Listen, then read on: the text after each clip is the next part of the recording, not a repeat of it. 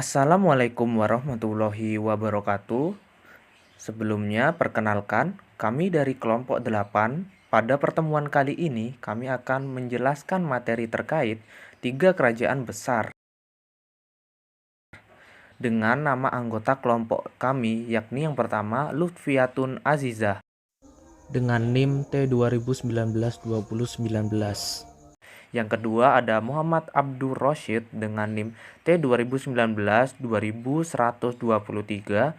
Yang ketiga ada Nova Hervianti Putri dengan NIM T2019-150. Yang keempat ada Nurfida Fajriyah Nuzula dengan NIM T2019-175. Lalu yang kelima ada Vina Khofifah dengan NIM T2019-179. Dilanjut yang keenam adalah saya sendiri, yakni Holilullah dengan NIM T2019-184. Dan yang terakhir, yang ketujuh adalah Badrut Tamam dengan NIM T2019-191. Baiklah, kita langsung saja memasuki materi kita yang pertama pada pertemuan kali ini. Pada pertemuan kali ini yang pertama saya sendiri akan menjelaskan terkait slide yang ketiga. Selanjutnya yakni Kerajaan Turki Utsmaniyah hingga Mustafa Kemal.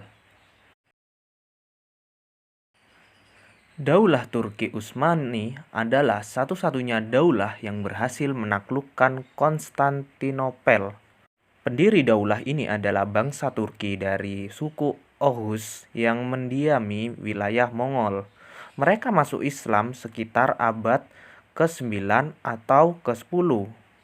Pada tahun 699 Hijriah atau 1300 Masehi, bangsa Mongol menyerang kerajaan Turki Saljuk dan Sultan Alauddin kedua terbunuh. Hal ini mengakibatkan terpecahnya kerajaan Saljuk menjadi beberapa kerajaan kecil. Utsman pun menyatakan kemerdekaan penuh atas daerah-daerah yang didudukinya. Sejak saat itu, kerajaan Turki Utsmani dinyatakan berdiri. Pemimpin pertamanya adalah Utsman pertama bergelar Padishah al-Utsman. Lalu pada slide kelima selanjutnya di sini ada para pemimpin. Yang pertama, Utsman pertama, pada masa pemerintahannya melakukan berbagai ekspansi besar-besaran yang dilakukan oleh Utsman pertama di sini. Yang pertama, menyerang daerah perbatasan Bizantium, yang kedua menaklukkan kota Broesa pada tahun 1317 Masehi. Lalu yang kedua di sini pada masa pemerintahan Orkham banyak hal yang telah dilakukan. Yang pertama, menaklukkan Asmir atau Smyrna pada tahun 1327 Masehi. Yang kedua, menaklukkan Tawasyanli pada tahun 1330 Masehi. Lalu yang ketiga, perluasan wilayah semakin dikembangkan lagi ketika Sultan Murad pertama menggantikan kekuasaan Orkham. Nah, pada kesuksesan Sultan Murad yang pertama di sini diiringi dengan kesuksesan yang banyak melalui penaklukan di Asia, yakni Kerajaan Karman. Lalu yang kedua, suatu hal penting yang dilakukan Sultan Murad pertama ialah memilih pemuda-pemuda Kristen setelah masuk Islam dididik menjadi militer. Sehingga lahirlah tentara elit Turki yang diberi nama dengan Yenisari.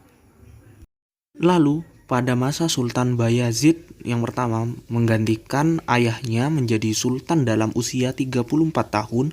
Pada masa kekuasaannya, serangan-serangan perluasan wilayah terus dilanjutkan. Ia merebut Kosova pada tahun 1389 Masehi dan pada tahun 1393 Masehi merebut Trinova juga.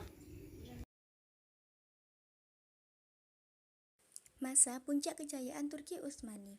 Yang pertama yaitu pada pemerintahan Sultan Muhammad II. Taktik yang dilakukan oleh Sultan Muhammad II dalam menaklukkan Konstantinopel berbeda dengan yang dilakukan oleh berbagai sultan sebelumnya. Jauh hari sebelum melakukan penaklukan, Sultan Muhammad II terlebih dahulu membangun sebuah benteng tinggi yang diberi nama Runli Hisar. Benteng ini berada di seberang Selat Bosporus dekat Konstantinopel. Fungsi benteng ini adalah sebagai tempat mengumpulkan persediaan perang untuk menyerang Konstantinopel. Pembangunan benteng ini memakan waktu selama 3 bulan. Nilai strategis dari pembangunan benteng ini sangat tinggi, sebab dengan dibangunnya benteng tersebut, Konstantinopel tidak mungkin lagi mendapat bantuan, baik peralatan perang, persediaan senjata, maupun bahan logistik lainnya dari Laut Hitam. Dan yang kedua yaitu pada pemerintahan Sultan Salim. Periode Sultan Salim I adalah periode peralihan dari kesultanan ke kekhalifahan. Selain itu, ia pun mengalihkan perhatian ekspansinya dari dunia barat ke dunia timur dengan menaklukkan Persia, Syria, dan Daulah Mamalik di Mesir. Dan yang terakhir yaitu pada pemerintahan Sultan Sulaiman I Al-Qanun. Pada masa pemerintahannya, Sultan Sulaiman I Al-Qanun berhasil menundukkan Irak, Belgrado, Pulau Rhodes, Tunis, Syria, Hijaz, dan Yaman pada tahun 1529 Masehi. Dengan demikian, pada masa Sultan Sulaiman I Al-Qanun, luas wilayah kekuasaan Turki Utsmani mencapai klimaksnya. Hal itu mencakup dari Asia Kecil, yaitu Irak, Armenia, Syria, Hijaz, dan Yaman di Asia, Mesir, Libya, Tunis, dan Aljazair di Afrika, dan Bulgaria, Yunani, Yugoslavia, Albania, Hongaria, dan Rumania di Eropa. Selain itu, masa kemunduran kerajaan Turki Utsmani dimulai dari krisis suksesi sepeninggal Sultan Sulaiman pada 1566 Masehi sampai sebelum Turki menjadi Republik 1923 Masehi di tangan Mustafa Kemal Atatürk. Tercatat 27 sultan tidak ada lagi yang dapat diandalkan. Banyak faktor yang menyebabkan kehancuran Turki Utsmani ini, diantaranya sebagai berikut. Yang pertama yaitu wilayah kekuasaannya yang luas, rumit menyusun administrasi negara, sehingga administrasi negara Turki menjadi kacau, sementara penguasaannya sangat berambisi memperluas wilayah, ikut berperang terus-menerus, akibatnya tidak ada waktu lagi mengurus administrasi negara. Yang kedua yaitu heterogenitas penduduk dalam wilayah yang luas sehingga mencakup beragam etnis, agama, maupun adat istiadat. Untuk mengurus penduduk yang beragam dalam wilayah yang luas mesti dengan organisasi pemerintahan yang teratur. Tanpa didukung oleh administrasi negara yang baik, maka pemerintah menanggung beban yang berat. Dari sinilah kekacauan itu muncul. Dan faktor yang terakhir yaitu kelemahan para penguasa. Sepeninggal Sultan Sulaiman I, Turki Utsmani diperintah oleh berbagai sultan yang lemah, yang tidak dapat mengatur pemerintahan negara. Akibatnya pemerintahan menjadi kacau. Kekacauan itu dibiarkan terus-menerus dan tidak pernah diatasi secara sempurna. Maka semakin lama akan semakin parah. Dinasti Safawi Persia hingga Khomeini 1501 hingga 1732. Dinasti Safawi di Persia berkuasa antara tahun 1520 hingga 1722 Masehi. Dinasti Safawi merupakan kerajaan Islam di Persia yang cukup besar. Awalnya kerajaan Safawi berasal dari sebuah gerakan tarekat yang berada di Ardabil, yang merupakan sebuah kota di Azerbaijan. Tarekat ini dikenal dengan sebutan Tarekat Safawi yang diambil dari nama pendirinya, yaitu Safi ad-Din. Sejarah peradaban Safawiyah. Pertama, asal-usul nama Safawi. Ada dua pendapat yang berbeda tentang asal-usul dari nama Safawi. Amir Ali berpendapat bahwa Safawi berasal dari kata Syafi, yaitu gelar yang diberikan kepada nenek moyang raja-raja Safawi, yaitu Syafi ad-Din Ishaq al-Ardabili, seorang pendiri dan pemimpin tarekat Safawiyah. Ia menyatakan bahwa para musafir, pedagang, dan penulis Eropa selalu menyebut raja-raja Safawiyah dengan gelar Syafi Agung. Adapun Peter Melkonholt berpendapat bahwa Safawiyah berasal dari kata Safi, yaitu bagian dari nama Safi ad-Din al-Ardabili. Meskipun ia tidak mengemukakan alasan, secara gramatika bahasa Arab, pendapat inilah yang dipandang lebih tepat. Selanjutnya, fase pertumbuhan kerajaan Safawi. Sebelum menjadi kerajaan, Safawi mengalami dua fase pertumbuhan. Fase pertama, di mana Safawi bergerak di bidang keagamaan, dan fase kedua bergerak di bidang politik. Pada tahun 1301 hingga 1447 Masehi, gerakan Safawi masih murni gerakan keagamaan dengan tarekat Safawiyah.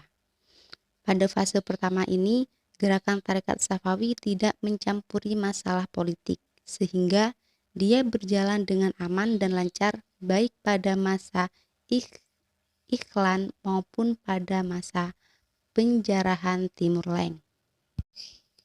Pada fase kedua, kecenderungan memasuki dunia politik secara konkret tampak pada masa kepemimpinan Junaidi, yaitu pada tahun 1447 hingga 1460 Masehi. Dinasti Safawi memperluas gerakannya dengan menambahkan kegiatan politik pada kegiatan keagamaan. Perluasan kegiatan ini menimbulkan konflik antara Junaidi dengan penguasa Karakohunlu, salah satu suku bangsa Turki yang berkuasa di wilayah itu. Dalam konflik tersebut, Junaidi kalah dan diasingkan ke suatu tempat. Kerajaan Safawi secara resmi berdiri di Persia pada 1501 Masehi. Tatkala Syah Ismail memproklamasikan dirinya sebagai raja atau syah di Tabriz dan menjadikan Syiah Itsna Asyariah sebagai ideologi negara. Namun, event sejarah yang penting ini tidaklah berdiri sendiri. Peristiwa itu berkaitan dengan peristiwa-peristiwa sebelumnya dalam rentang waktu yang cukup panjang, yakni kurang lebih 2 abad. Di kota Tabriz, Ismail memproklamasikan dirinya sebagai raja pertama dinasti Safawi. Ia disebut juga Ismail I. Yang ketiga, kekalahan peperangan. Masa Ismail I berkuasa kurang lebih 23 tahun antara 1501 hingga 1524 Masehi. Pada 10 tahun pertama ini berhasil memperluas wilayah kekuasaannya. Buktinya, ia dapat menghancurkan sisa-sisa kekuatan Akakoyunlu di Hamadan, menguasai provinsi Kaspia di Mazandaran, Gurgan, dan Yazd, di Narbakh, Baghdad dan daerah barat daya Persia, Sirwan, dan Khurasan. Hanya dalam waktu 10 tahun itu, wilayah kekuasaannya sudah meliputi seluruh Persia dan bagian timur bulan sabit subur. Bahkan tidak sampai di situ saja. Ambisi politik mendorongnya untuk terus mengembangkan wilayah kekuasaan ke daerah-daerah lainnya, seperti Turki Utsmani. Ismail berusaha merebut dan mengadakan ekspansi ke wilayah kerajaan Utsmani, yaitu pada tahun 1514 Masehi. Tetapi dalam peperangan ini Ismail I mengalami kekalahan, malah Turki Utsmani yang dipimpin oleh Sultan Salim dapat menduduki Tabriz. Yang keempat, pola pemerintahan teokratik. Kerajaan Safawi mempunyai pola pemerintahan yang teokratik, sebab para penguasa bukan saja mengaku sebagai keturunan Ali, namun juga mengklaim berstatus sebagai titisan para imam Syiah. Bahkan, Ismail I mengaku sebagai penjelmaan Tuhan, sinar ketuhanan dari imam yang tersembunyi, dan Imam Mahdi. Ia memakai gelar bayangan Tuhan di bumi, meniru gelar yang dipakai oleh raja-raja Persia. Dengan sistem teokrasi ala Syiah tersebut, kemudian dipadukan dengan sistem tarekat. Kerajaan Safawi memiliki kemudahan dalam melakukan konsolidasi pemerintahan.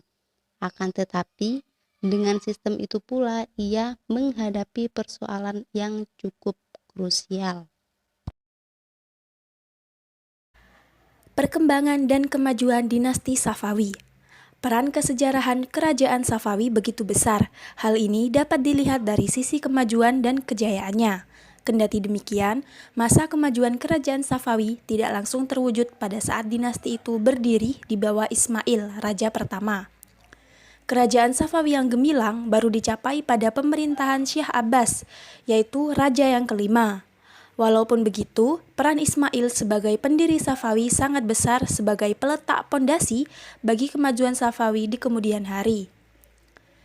Beberapa kemajuan dalam berbagai aspek pada masa pemerintahan Kerajaan Safawi, diantaranya yang pertama, bidang politik dan pemerintahan.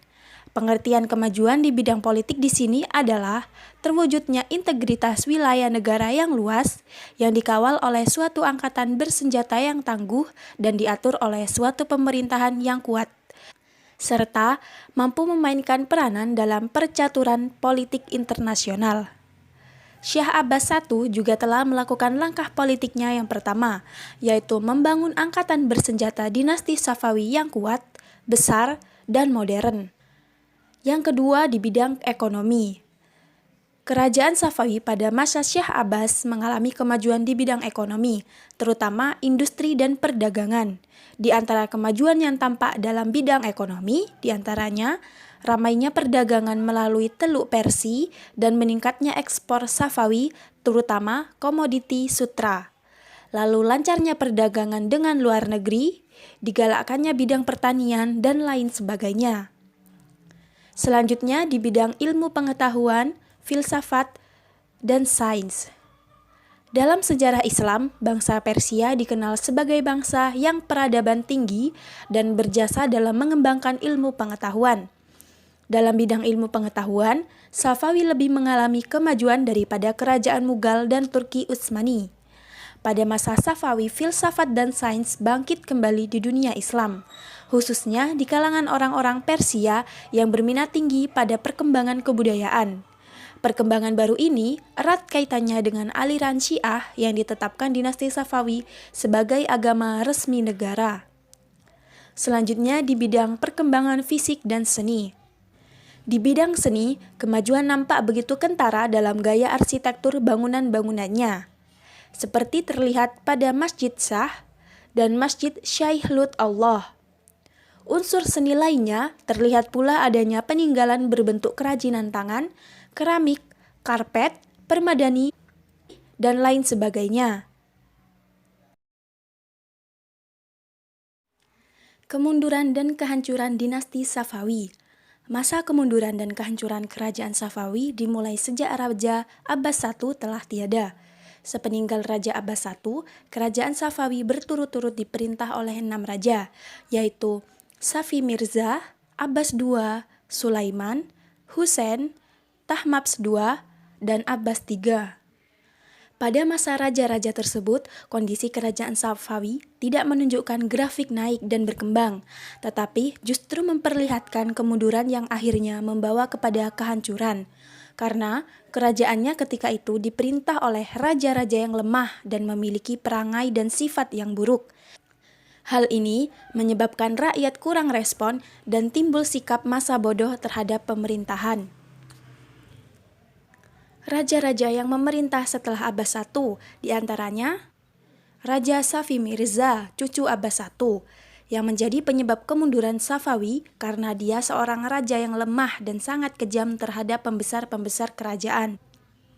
Di lain sisi, dia juga seorang pencemburu yang akhirnya mengakibatkan mundurnya kemajuan-kemajuan yang telah diperoleh dalam pemerintahan sebelumnya. Selanjutnya ada Raja Abbas II. Ia adalah raja yang suka minum minuman keras sehingga ia jatuh sakit dan meninggal. Sebagaimana Abbas II, Sulaiman juga seorang pemabuk. Ia bertindak kejam terhadap para pembesar yang dicurigainya. Akibatnya, rakyat bersikap masa bodoh terhadap pemerintah. Ia diganti oleh Syekh Husain yang alim. Ia memberi kekuasaan yang besar kepada para ulama Syiah yang sering memaksakan pendapatnya terhadap penganut aliran Sunni.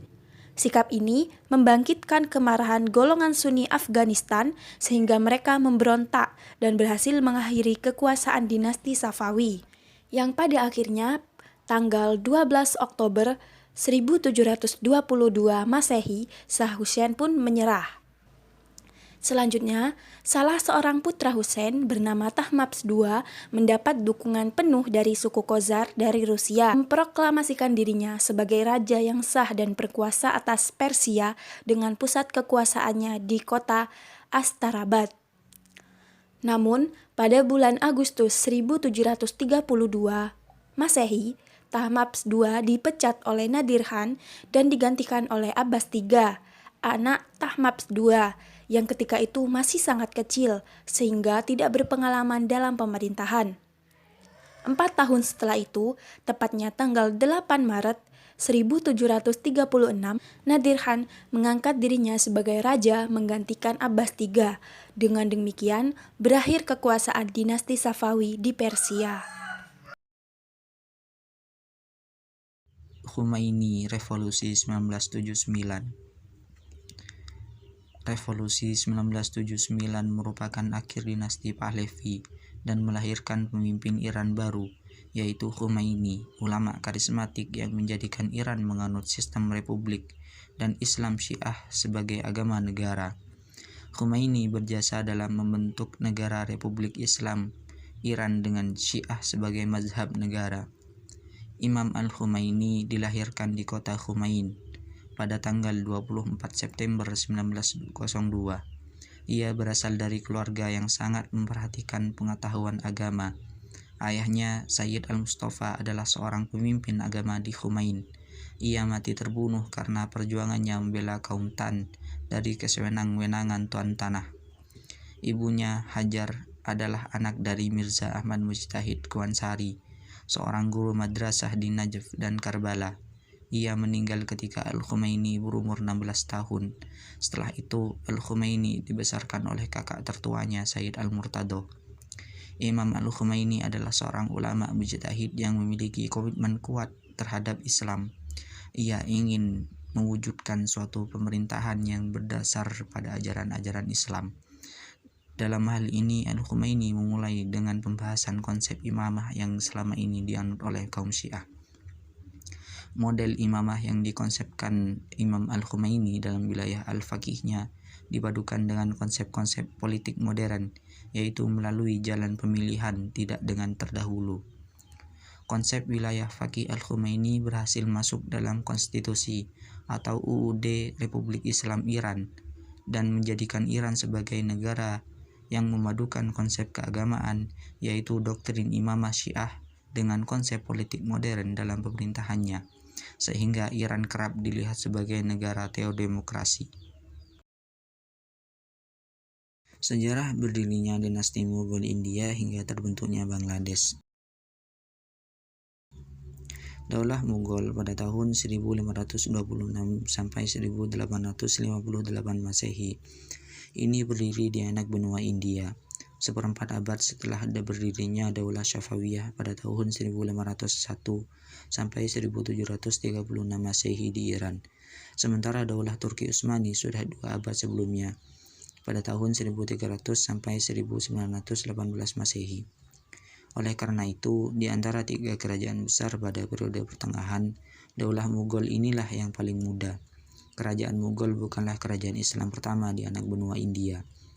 Awal kekuasaan Islam di India terjadi pada masa Khalifah Al-Walid dari dinasti Umayyah. Penaklukan wilayah ini dilakukan oleh tentara Bani Umayyah di bawah pimpinan Muhammad Ibnu Qasim.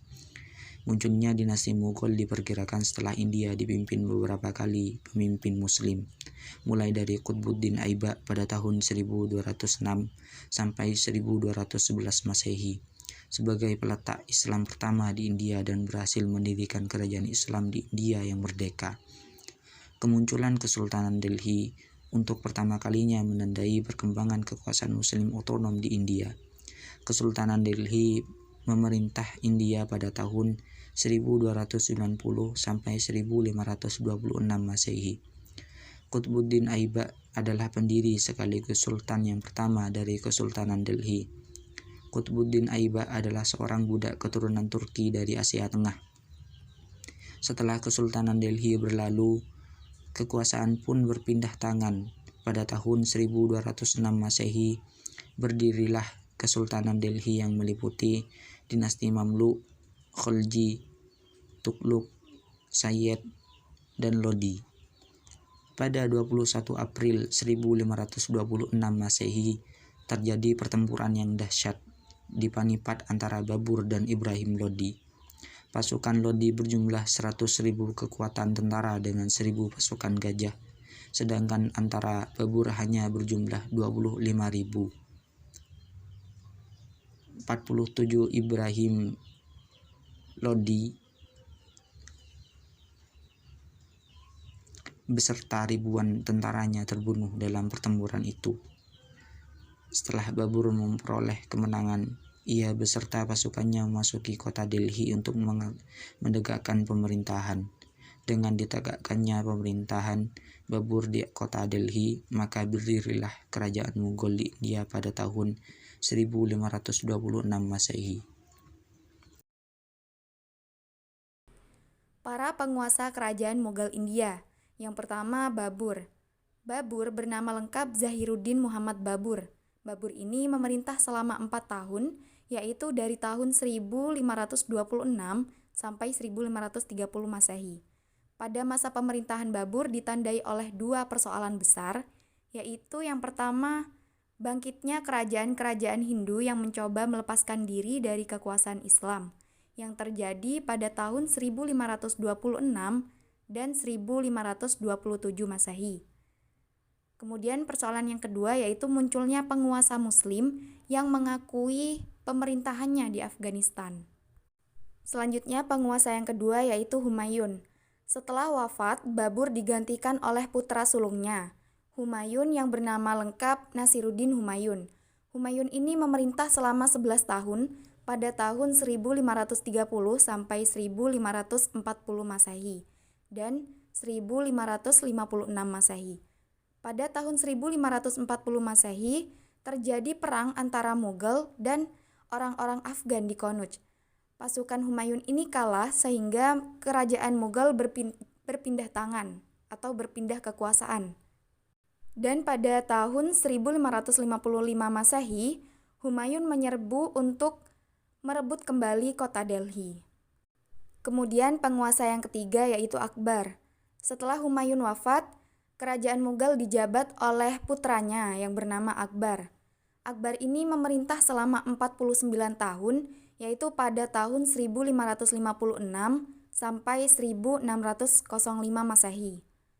Masa pemerintahan Akbar ini dikenal sebagai masa kebangkitan dan kejayaan Mughal, sebagai sebuah dinasti Islam yang besar di India pada saat itu.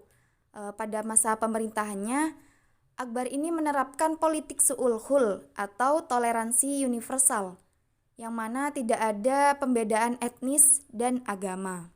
Selanjutnya penguasa yang keempat yaitu Jahangir. Setelah wafat, Akbar digantikan oleh putranya yaitu yang bernama Jahangir. Jahangir ini memerintah selama 22 tahun, yaitu pada tahun 1605 sampai 1627 Masehi. Pada masa pemerintahan Jahangir ini, semua paham keagamaan yang diciptakan oleh ayahnya yang bernama Akbar mengenai din ilahi itu dihapuskan dan kembali kepada aturan-aturan Islam yang murni. Yang kelima, Shah Jahan. Shah Jahan ini tampil menggantikan pemerintahan dari Jahangir dan memerintah selama 31 tahun, yaitu pada tahun 1627 sampai 1658 Masehi. Pada masa pemerintahan Shah Jahan ini harus menghadapi beberapa pemberontakan, salah satunya yaitu pemberontakan Khan Jahan Lodi, yaitu Gubernur Deccan pada tahun 1429 Masehi. Yang keenam yaitu Aurangzeb atau Alamgir I. Aurangzeb ini dinobatkan pada tanggal 31 Juli 1658 Masehi dengan gelar Aurangzeb Alamgir dan memerintah selama 49 tahun, yaitu pada tahun 1658 sampai 1707 Masehi.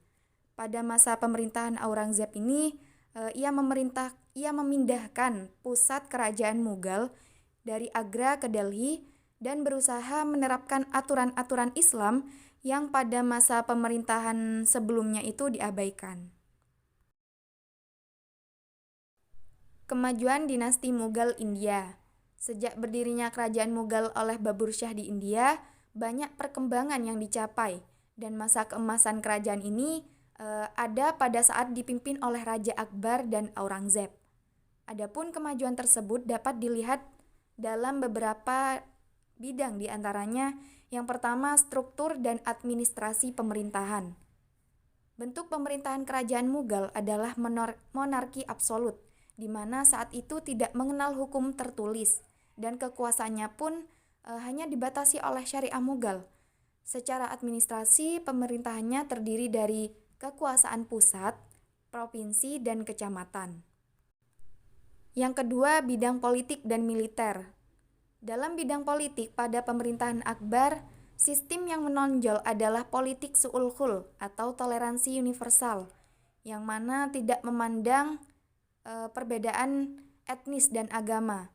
Sistem ini sangat tepat karena pada saat itu mayoritas masyarakat India adalah Hindu, sedangkan Mughal adalah Islam. Lembaga dari sistem ini adalah Din Ilahi dan Mansabadari. Sedangkan dalam bidang militernya, pasukan Mughal ini dikenal sebagai pasukan yang sangat kuat dan memiliki 5 macam tentara, antara lain yang pertama kelompok pengawal atau risalah, yang kedua tentara gajah, yang ketiga tentara kuda, yang keempat tentara jalan kaki, dan yang kelima tentara dengan meriam. Yang ketiga, bidang ekonomi. Perekonomian kerajaan Mughal tertumpu pada bidang agrari. Hasil pertanian kerajaan Mughal ini diekspor ke Eropa, Afrika, Arabia, dan Asia Tenggara bersamaan dengan hasil kerajinan seperti pakaian tenun dan kain tipis bahan gordain yang banyak diproduksi di Gujarat dan Bengawan. Dalam meningkatkan produksi, Jahangir sendiri ini mengizinkan Inggris dan Belanda pada saat itu untuk mendirikan pabrik pengolahan hasil pertaniannya di Surat. Yang keempat, pendidikan dan kesusastraan. Banyak penguasa Mughal yang juga seorang sastrawan. Raja sebagai penguasa kerajaan Mughal pada saat itu juga sangat memperhatikan pendidikan rakyatnya secara umum. Pada masa Sultan Jahangir, membuat peraturan jika ada seorang yang meninggal dan tidak mempunyai ahli waris, maka hartanya jatuh ke tangan raja dan digunakan untuk membangun sekolah baru atau memperbaiki sekolah yang sudah ada. Sedangkan pada masa Shah Jahan dan Aurangzeb ini mendirikan beberapa perguruan tinggi. Jadi sangat jelas pada saat itu para penguasa kerajaan Mughal sangat-sangat memperhatikan pendidikan rakyatnya secara umum. Kemudian yang terakhir, yang kelima, seni lukis, musik, dan arsitektur. Pada masa pemerintahan Humayun dan Akbar, para pelukis mendapat tempat khusus di Mughal. Bahkan di masa Akbar mendirikan sebuah departemen khusus yang berisi banyak pelukis dari berbagai wilayah. Selain seni lukis, seni musik juga mendapat perhatian khusus pada masa Humayun dan Akbar, yaitu untuk memberikan hiburan kepada raja dan keluarganya. Kerajaan Mughal ini termasuk sukses dalam bidang arsitektur, yang mana karya seni terbesar yang dicapai pada masa dinasti Mughal ini khususnya pada masa Akbar, yaitu dibangunnya istana Fathur Sikri di Sikri, villa dan masjid-masjid yang indah. Sedangkan pada masa Shah Jahan dibangun masjid yang berlapiskan mutiara dan Taj Mahal di Agra, Masjid Raya Delhi, dan Istana Indah di Lahore. Masa kemunduran dinasti Mughal India. Setelah 1,5 abad dinasti Mughal berada di puncak kejayaannya, para prajurit Aurangzeb tidak sanggup mempertahankan kebesaran yang telah dibina oleh sultan-sultan sebelumnya. Pada abad ke-18 Masehi, kerajaan ini memasuki masa-masa kemunduran. Itu kekuasaan politiknya sudah mulai merosot, sensi kepemimpinan di tingkat pusat menjadi ajang berebutan, dan juga gerakan separatis Hindu di India Tengah, Sikh di Belanda Utara, dan Islam di bagian timur semakin lama semakin mengancam. Menurut Badriyatin, faktor-faktor yang menyebabkan kekuasaan dinasti Mughal itu mundur dan membawa pada kehancurannya tahun 1858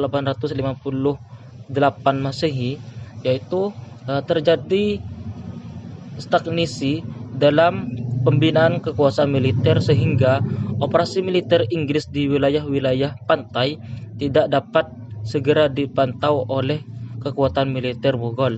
Begitu juga kekuasaan pasukan darat, bahkan mereka kurang terampil dalam mengoperasikan persenjataan buatan Mughal sendiri.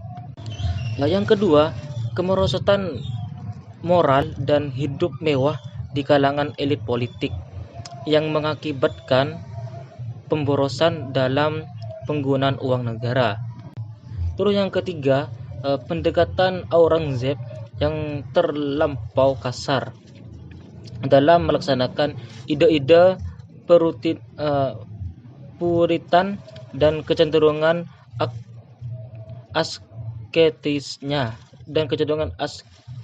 asketiknya, sehingga konflik antara agama sangat sukar diatasi oleh sultan-sultan sesudahnya. Yang terakhir, yaitu semua pewaris tahta kerajaan pada paruh terakhir adalah orang-orang yang lemah dan dalam bidang kepemimpinan. Mungkin cukup sekian yang bisa kami sampaikan, kurang lebihnya mohon maaf. Allahumma fiqillah al-qomitorik. Wassalamualaikum warahmatullahi wabarakatuh. Lalu lanjut pada proses terbentuknya Bangladesh. Pada tanggal 16 Desember tahun 1971 adalah cikal bakal terbentuknya negara Bangladesh.